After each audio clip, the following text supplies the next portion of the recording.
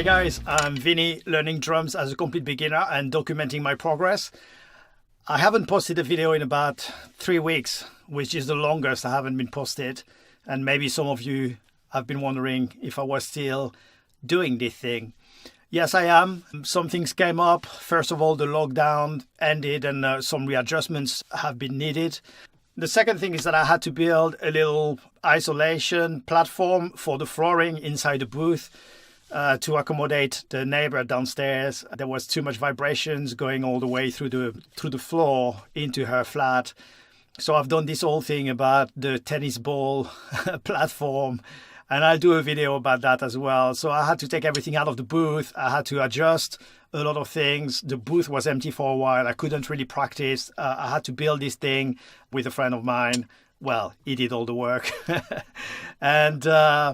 and put it back in, fit everything back in and start practicing again. That made some improvements. So things are a lot better that way. That was a bit frustrating because the booth is actually pretty soundproof. If you're outside of it, outside of the door, you hardly hear anything, even if I crank up guitar amps and all this kind of stuff. But unfortunately, the floor situation is a different problem and it's very, very difficult to solve. So I will explain in a different video how I've done that. The third and final thing that slowed me down is, as you may know, I've decided to start learning playing open-handed instead of crossing the hands over the hi-hat and snare. And I've documented that in a previous video. And quite frankly, there was nothing for me to film while I was practicing that because I had to go over the same old beats that I've learned before and relearn them all over again with switching hands.